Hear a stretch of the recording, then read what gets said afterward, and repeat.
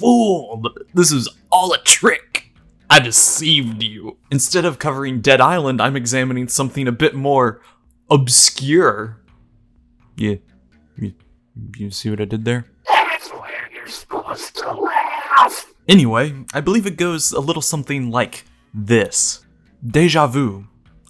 I've been in this place before. That's because, much like with Illbleed, the sinew tying me to this game comes from a YouTuber, the Wii Viewer. Oh god, I just realized this Halloween I'm coming face to face with all my past memories. Guess that's how Aang felt when seeing the Avatar lineage get wiped away. One of the reviews he did on his channel was for a game called ObsCure The Aftermath, the sequel/soft reboot of ObsCure. I say this because The Aftermath kinda assumes you didn't play the first game, which, judging by how well this series did, yeah, that's fair.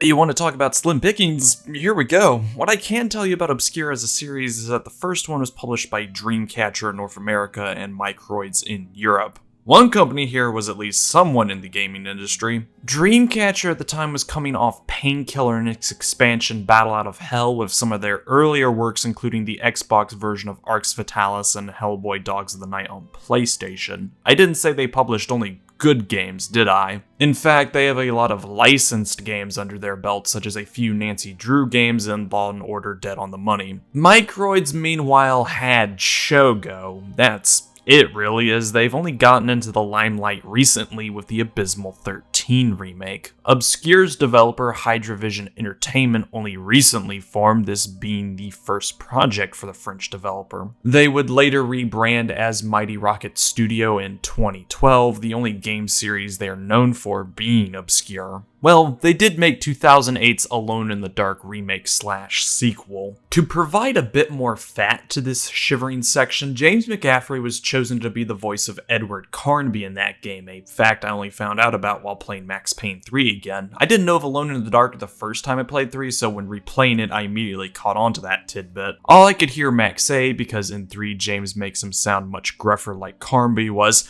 "I don't have your stone, and fuck you anyway." Wanna know what my problem is? You're turning humans into glue! That's what my fucking problem is! I don't have your stone, and fuck you anyway! Here's a poll quote from Robert Stevenson, VP of Production at Dreamcatcher. Dreamcatcher is excited to release ObsCure in North America. Players will be impressed not only by the Hollywood feel to the game, but also with the variety of gameplay options unique to this genre. The explanation for that is ObsCure was going for what The Faculty did, a modern B-movie inspired by the likes of Scream. The characters in the game would be aware of horror tropes and cliches. To capstone this, Sum 41's Still Waiting would be the main theme of the game. The 90s weren't exactly dead, despite both song and game being released in the early 2000s. Because this game was of French origin, it was released in the EU first, October 1st, 2004 to be exact, with us Americans getting it in 2005. As I said earlier in Illbleed, ObsCure didn't particularly review well, but it didn't do bad either, managing to sell enough to fund a sequel. While Hydravision was still in the developer chair, publishing rights switched over to Ignition Entertainment in North America, Playlogic Entertainment in PAL.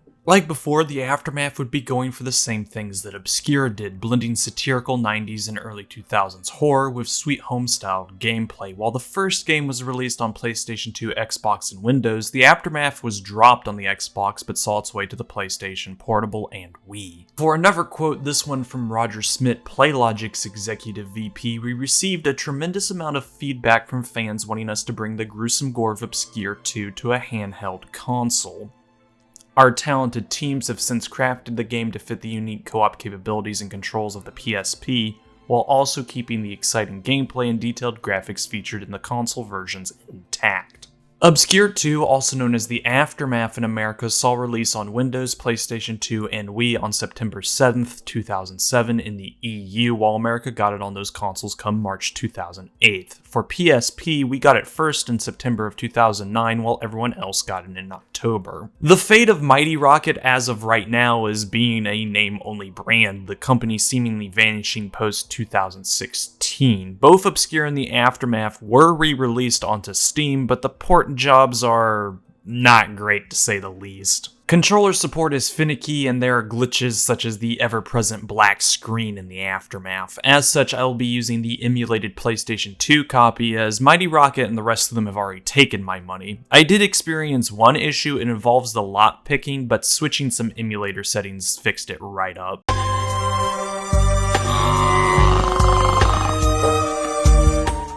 Our tale opens up with a recap of the first game from Stan. He, alongside Kenny, Shannon, Josh, and Ashley, found out their high school principal, Herbert Freeman, and his secret twin brother, Leonard, experimented with a strange flower to achieve immortality. All that really happened, though, is that Leonard became a horror from beyond the realms of understanding, causing Herbert to look for a cure by playing mad doctor with his staff and students. Surviving the Leafmore incident, Kenny and Shannon enrolled into Fall Creek University, while Stan has become a delivery man after a stint in prison. However, they are not the focus right now, as Corey and his girlfriend May meet up with their friends, they being Sven, Amy, and May's sister June, for a pre-party ritual. Getting fucked up on a new flower that everyone on campus has been using either as a tea base or a replacement for the devil's lettuce.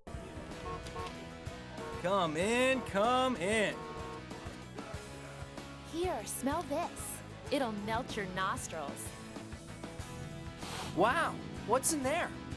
Everyone on campus has been making tea with this flower for a month. It's time we tried it. Hey, neighbors. Hey! Kenny, what are you doing? Great, my sister. Come over here now. See y'all at the party. Weird family. Do you think they'll let us into the Delta Theta Gamma party? It's really exclusive. If you're with me, it won't be an issue.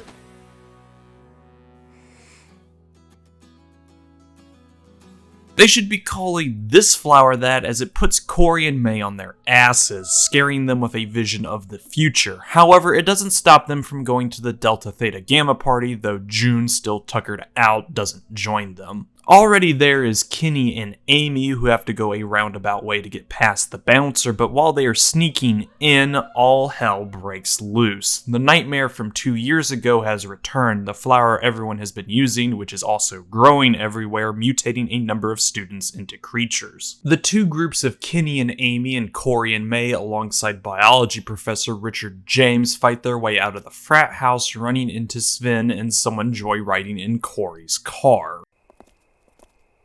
Hey, your party sucks, dude.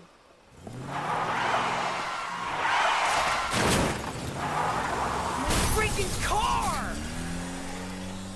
Hey! You'll never catch My it. car's not far from here. Come back, you retard. May! Answer me! I'm begging you! Damn. What is it, June? Some really weird things are happening in the halls. Everyone's gone mad. I'm too scared to leave my room. Stay where you are. Hide wherever you can.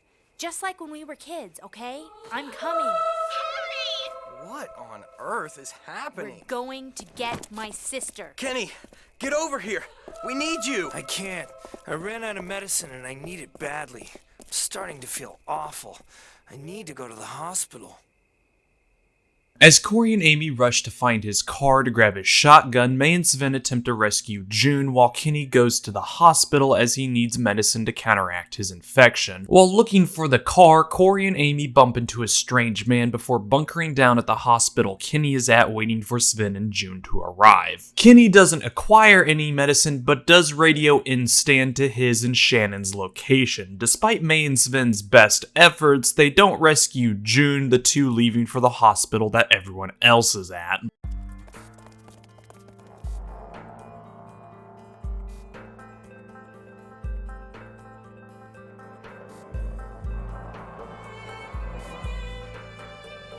Yeah? Is something wrong? It's June. She's dead. What? What happened? May? May? Oh, May, June. answer! I can't leave her May, like please, this. we need to go.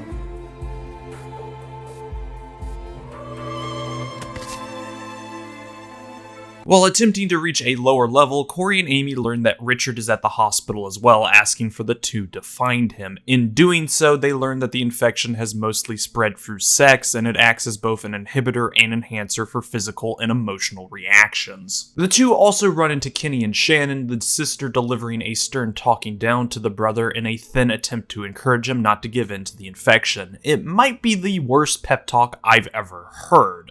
Did you really need to snort that junk? They can mess around all they want, but not you. I know you found things hard since Leafmore, but so have I.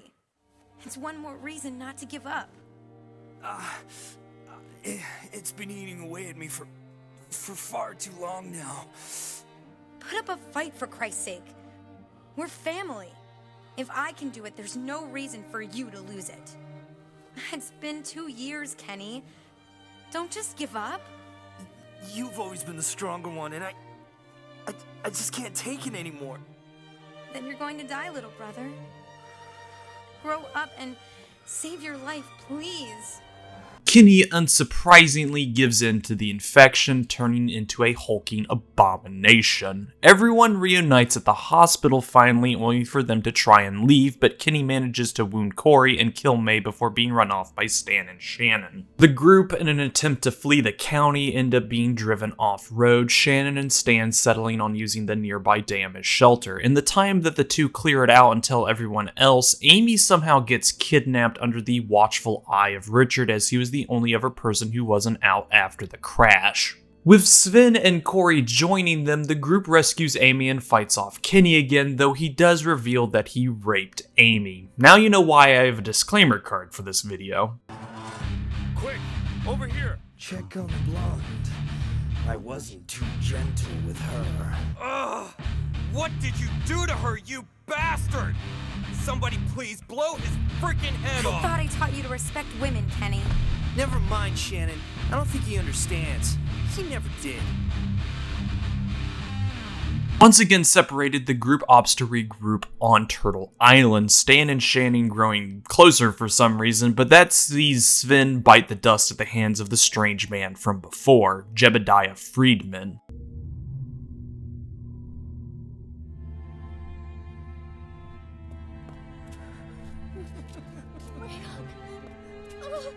Oh my god!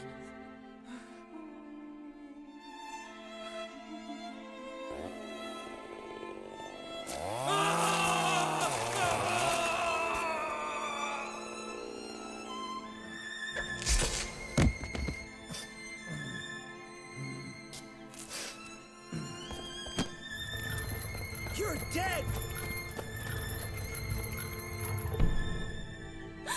Sven! Sven! Don't leave me! You have to stay with me! Stay. With you. Tracking him down to the remains of Leafmore High, Corey and Stan put down Jebediah and the further disfigured form of Leonard, ending the story. Until a post-credits scene shines a light on Richard's true intentions. This whole night was one giant experiment for Delta Theta Gamma. Richard takes Stan, Corey, Shannon, and the visibly pregnant Amy back to the frat house, where once again everything falls apart as everyone gets separated.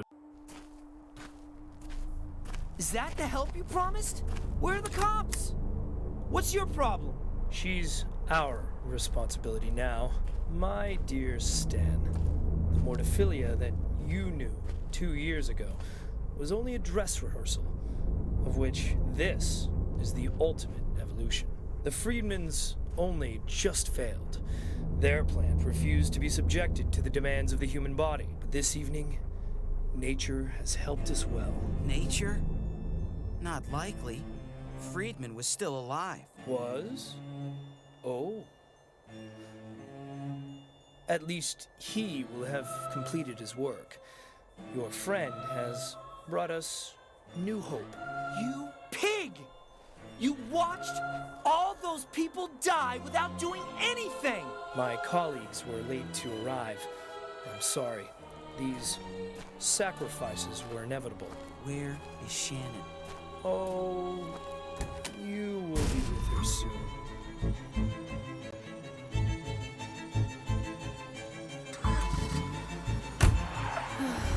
I want to sleep.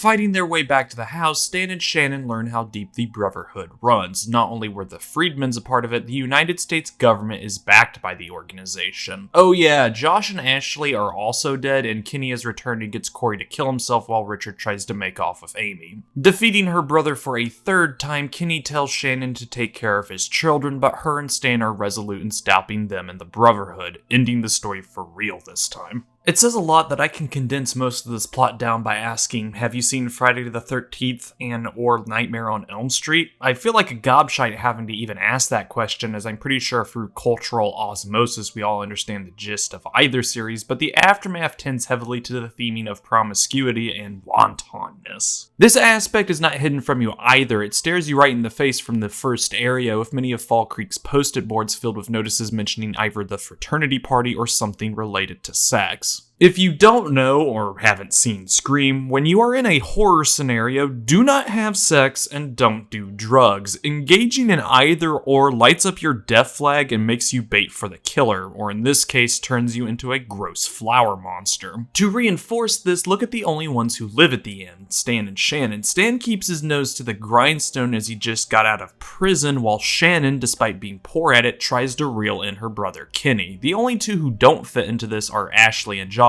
though you could make an argument that snooping around a haunted, as they were investigating the remains of Leafmore before being grabbed by Jebediah, location is a great way to get killed. Everyone else ends up dead or mutated because they were the party crowd, the kind of people who don't survive in a horror flick. Even then, it is made clear that Stan and Shannon, still infected from the first game, do have to be mindful of the mortiphilia, as even genuine displays of love can cause it to react. The cast itself is fine for the most part, as they land for what they are going for, that being paper-thin flower fodder that you can somewhat get behind. Speaking of, the Mortifila itself is an interesting plant. While it was in the first game, it played the standard evil virus, as Leafmore principal Herbert Friedman kidnapped students to experiment on them with the plant. Here, because Leonard Freeman's still living body had the flower grafted onto his form, it created a different strain, one more deadlier than the original. This version of the Mortifila has other means of infection, as it can either be consumed or transmitted through the exchanging of bodily fluids. It also overtakes whatever would be in its place, as one document from the hospital mentions that it kills out other STDs, so it can be the sole infection. Then it enhances the person's faculties, making them more angry if they are dispositioned to violence, or horny if they're more likely to have sex. It weaponizes our own emotional and physical reactions. That's frightening, especially since the Mortifila itself is a naturally occurring plant. Depending on climate or surroundings, the Mortifila could have easily gone down another route so that it wouldn't die, thus making it an extremely versatile flower and infection. Just look at Kenny when he finally bites it. In his dying breaths, he blooms, not as beautifully as Saya, mind you, releasing spores that are fully light resistant. The Mortifilia's one weakness, besides being whacked enough times that it decides it wants to stop living, was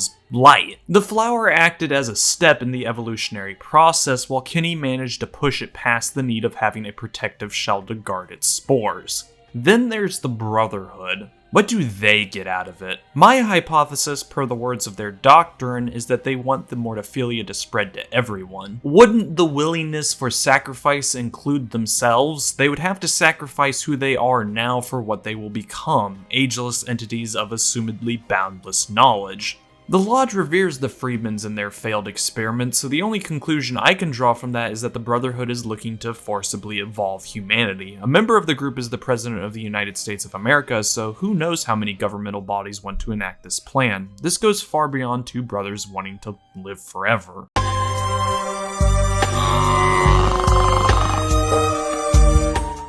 Now, there are some visual hiccups that you may or may not see in my footage. That has nothing to do with the game itself, that's just the dangers of emulation. With that forward out of the way, the Aftermath is a pretty looking PlayStation 2 game. If I had a comparison, and this is one I have seen while doing research, the Aftermath reminds me a lot of Silent Hill 2, just running on a lesser budget. It goes for the realism angle, which makes the fantastical elements stand out as they are fully removed from reality. My father's shotgun. This thing is just too bad. Boy, is this thing gonna make them angry. You're the one who smashed my car! You big bastard!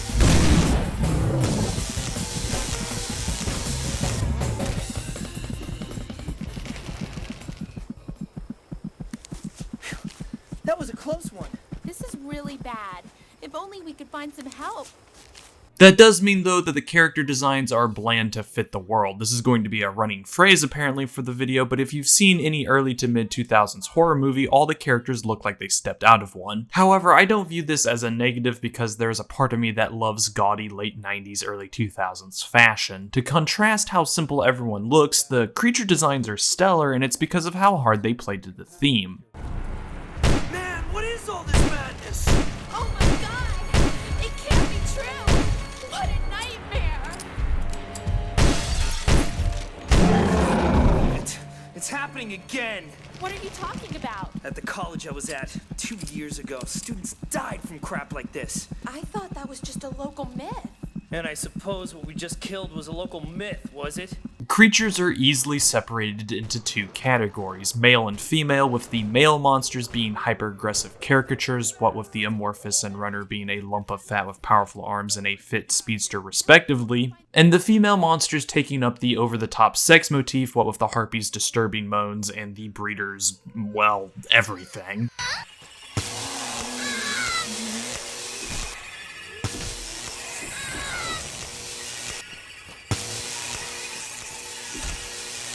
What was that? It reminds me of May when she gets angry. Right now, I sympathize with her.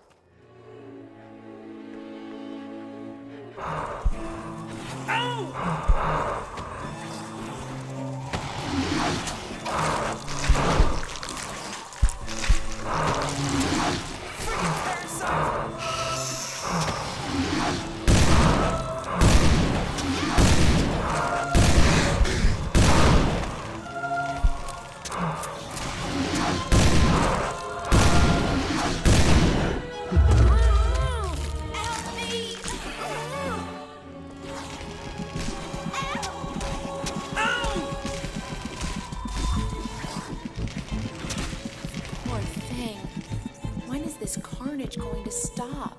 I get the idea that the Amorphous was probably a stereotypical frat boy who hung around the keg way too long, while the Runner seems more like an athlete, with it easily catching up to prey. On the flip side, the Harpy and Breeder both get put into the same category, but for the Harpy I feel that it's more the dangers of temptation, while the Breeder it's the fear of pregnancy. These are college students we are dealing with, so pregnancy for some of them would be a fear. Both are disgusting to look at though, with the human frame being perverted to the point that the supposed sex appeal has been warped far beyond recognition. Best monster design though goes to the Arbol Treble for its weird mouth hole resembling a flower.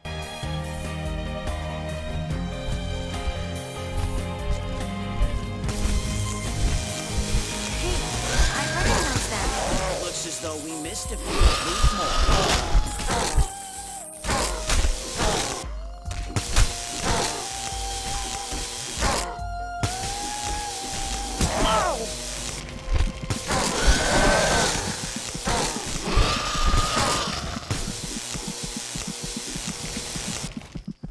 The Aftermath does make usage of pre-rendered cutscenes, which I think are the game's only fault visually, as everyone seems to be made out of a slick clay. Animations are standard across the board, nothing stood out to me as bad or good besides the boating where you could make the driver go nuts when changing directions. The same goes sound-wise, though there are numerous instances of stock effects being used. The runners in particular have what appears to be Kawagamon's cry from Digimon Adventure 1, however the standouts are the music and voice work. Wanting to end this on a high note, I'll go over the voice work first, as I have the dubious honor of trying to figure out what is phoned in and what was legitimately bad voice work. Here we are, at the climax of things. A new beginning. And you, Corey, even though I took everything you cared for away from you, you will come to love me like a brother. For you and I will be the same. You know what, Kenny? There's only one person I ever belonged to. And it was May.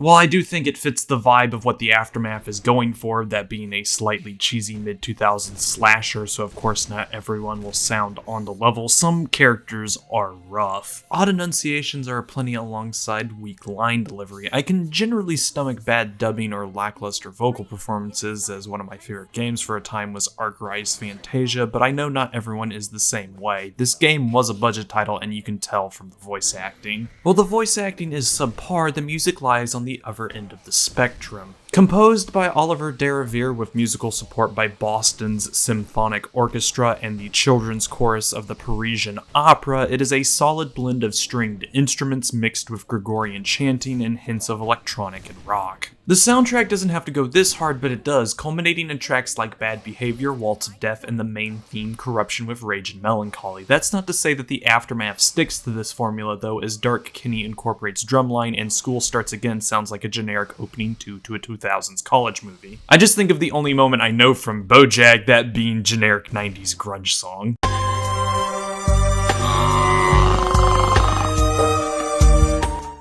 ObsCure the Aftermath is a multiplayer survival horror with an emphasis on exploration and melee combat. Yeah, you heard me right, the Aftermath can be played from beginning to end in two-person co-op, though there is a single-player option where you are accompanied by the AI. Co-op is drop in, drop out, so you don't need to quit out of the game to select single player. There is no difficulty choice, you just have to roll with what the game expects you to deal with, that being somewhat large levels with items defined, puzzles to solve, and creatures to kill. The Aftermath is a mostly linear game as there's only one way to get out of each level or segment, but that doesn't mean it will be straightforward. Most of the time there will be a puzzle blocking your progress or a character-specific interactable. The core mechanic of the game are the character abilities. Think Sweet Home if any of you have played it. Essentially, certain obstacles in your way can only be cleared by a specific character. If there is a door that needs to be hacked, you will need May, or if something heavy needs to be moved, you need Kenny or Sven in your group. Unlike in the first game, characters are vital, so when one dies you get a game over, and most of the time the game will provide you the character combination you will need to deal with any troubles. That said, when the game does this, these are the transitional stages where characters move from one location to the next, and you typically switch between two groups of characters. This is contrasted to when everyone in the party reunites to solve a larger puzzle in the area. When these moments crop up, you can switch to whoever is still alive. A key note is that characters do not share health values. If you switch from Corey to Stan, Stan does not adopt Corey's physical state. So if the story forces you to beat Corey, you better hope that he is in fighting condition. In saying this, there are plentiful health items to find of varying quality, and there is a mostly shared inventory at play. Whenever a character picks up ammo or a healing item, everyone will have it. That is not the case for weapons unless the characters reconvene. These items alongside puzzle items can be used from the sub menu, though the game doesn't pause when you do this. That can make healing a bit difficult, but it is instantaneous. What usually tries to put a stop to you are the many Mortifila monstrosities wanting to turn you into fertilizer. Combat is advised unlike other survival horrors, mostly because enemies act as a resource. When one dies, you can make serum from its leftover heart, but not for every Mortifila creature. Only the larger ones drop their hearts. Serum itself is a healing item that can be upgraded depending on where you are in the story. When engaged with an enemy, you can lock on if you have a weapon and attack it. Weapons come in a few types, but there are only two categories: Melee and ranged. Melee tends to be the way to go only because ammo is sparse, but it is expected of you to use guns against bosses. Getting up close can be dangerous in its own right, though teamwork does make the dream work. Guns are safer, but you need ammo, running out being the worst possible situation imaginable in some fights. They also don't have predefined ranges. If you can lock onto an enemy with a gun, you will hit it unless something is in your way. Some weapons also use battery, which is an infinite resource, but it can only be charged at certain stations. Weapons are accessed from the select menu, which also gives access to documents and character bios where they can be equipped to a character in the group. All characters can hold on to 4 weapons, which can be switched with the press of a button. It is possible to create loadouts for a character depending on what role you want them to take during combat because of how many weapons there are. There are only a few monsters in the game, not counting bosses, which are, in general, puzzle fights, and all typically have the same behavior, getting up close to hit you. Some are more dangerous than others, though you can visually tell which ones are. The character's health is displayed on their portrait, and when one dies, you have to load from a save. There are no checkpoints. Saving is peculiar in this game, as while there are save points, the gross Mortifila flowers, when you use one, it deactivates, thus you can't use it again. Because of this nature, it is best to rotate saves in the event that you skip items, as unlocking every weapon box up until the fight against Freeman takes you to the true ending route.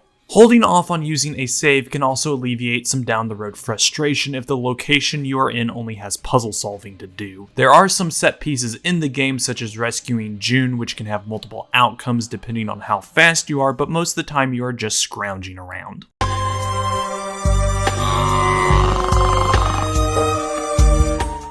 The crowning achievement for the Aftermath is of course the multiplayer. As a wise man once said, it's better when you can do things together with a friend. Now, I don't know to what extent that old guy means, as I definitely would not perform bioorganic recombination with my friends, but I would play this game with other people. That stems from how purposeful the co-op is. Multiple sections in the game require the usage of a character's power to unlock a door or allow another character entryway. Usually in these sections, whoever is performing their character action will be under duress of some kind, mostly by being attacked by foes, so while player 1 is problem solving, it is up to player 2 to protect them. Your livelihoods are in your hands, as if one character falls, you both do, but this isn't the case for all puzzles. Some don't throw enemies at you, but that usually means they are longer and require both players to figure them out. With double the brain power or a more diverse way of thinking, the relatively harder riddles in the game might become easier. For a tangent, the mental challenges the game throws at you still work in single player, you just have to balance out both characters by yourself. But where I think the co-op shines the brightest is in the combat. First off, I like that the Aftermath focuses more on melee combat as opposed to ranged. Like, even in the later parts of the game where you have enough ammo for a few fights, I still tended to use the various sports equipment to wall up whatever nasty might path.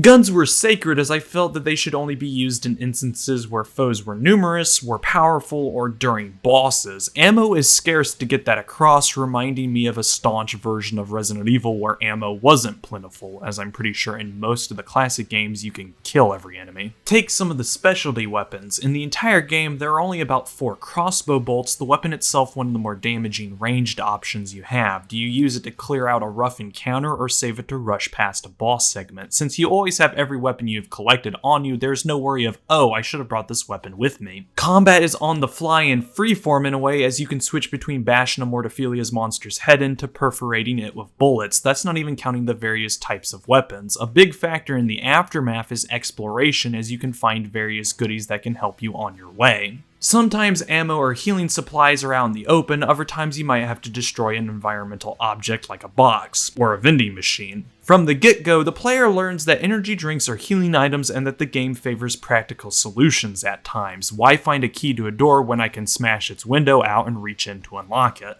Applying that thinking method to a vending machine and boom, you now have an energy drink. One of the most important items in the game are the small keys, as they unlock new weapons, some which completely change how you approach combat. If you do not get the taser in the first section of the game, you miss out on how fun the combat can be. The taser does minuscule damage, but it doesn't have ammo, instead using battery, and it can stun monsters. This fundamentally changes how 2 players can tackle enemies, as one player can take a supportive role while the other an offensive one. This opens up the possibility to save ammunition or throwables for enemies that don't get stunned as much, or for bosses. However, for almost each positive I have listed here, there are some drawbacks.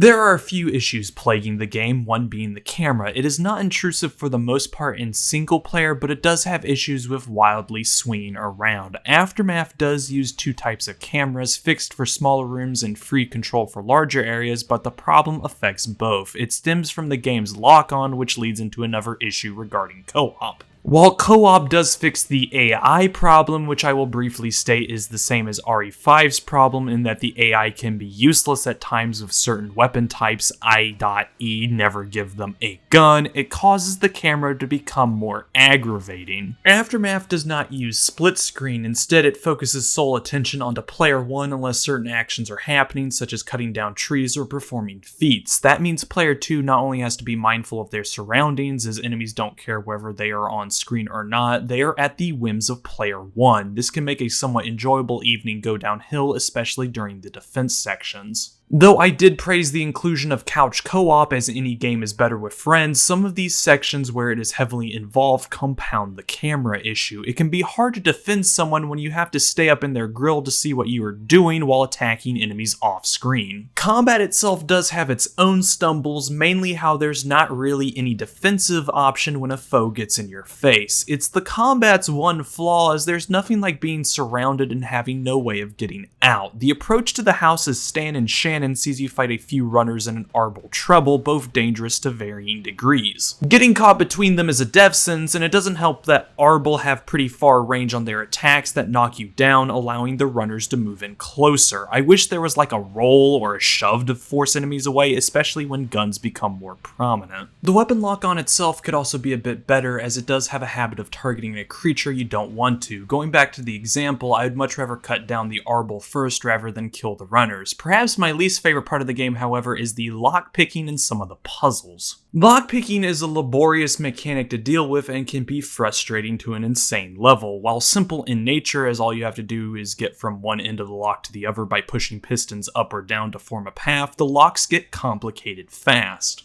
I spent what felt like a combined total of 25 minutes on 2 late game locks because of how fiddly they can be. The constant readjusting of the front parts of the lock to correctly place the back parts of it grated on me, and I'm normally a patient man. It says a lot that the final boss includes a lock to pick, but at least that one is probably the simplest one to complete. Good thing some of the puzzles pick up this slack. While some of them were hard only because I didn't actually pick up the solution, as you can accidentally run to the library first without acquiring the shelf solution, I don't know how you're supposed to know how the medallions go in the door or the correct number sequence for the light up lock puzzle in the lodge's main hall. My monkey brain couldn't figure them out, so I consulted a guide, and if you want to make fun of me, go ahead. I know my cerebral structure matches a Cro-Magnon in spite of my vacuous shape. I do be dumb. Lastly, checkpoints are based on save, so try not to die, otherwise you'll have to do some sections over again. The abandoned house might as well be my arch nemesis because of that.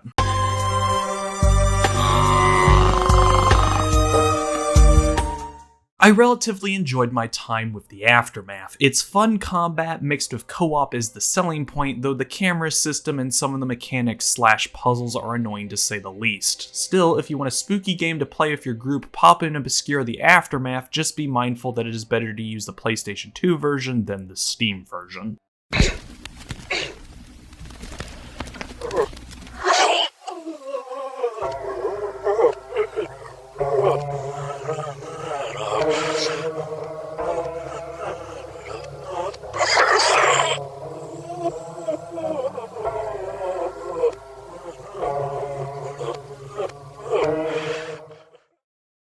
It feels weird knowing that the next video is the end of the October series. Looks like I jumped the gun a little bit, but if Christmas can start early, so can Halloween. My reasoning for putting these videos out early stems from Dr. Wolfula. He always does October in the month, but his previous ones ran late, as in October came out in November. He even lampshaded it. To me, it is better to be early than late, especially with seasonal shenanigans. If you're wondering, no, there won't be anything for Christmas or other holidays unless stated otherwise. I can get away with Halloween because it's the month to be spooky, and I could literally make this whole entire channel be about horror, but I don't. This showing of ObsCure the Aftermath is over, but stay tuned for our next feature involving an ABC agent, one of the best video game tasers, and inspiration from Seven.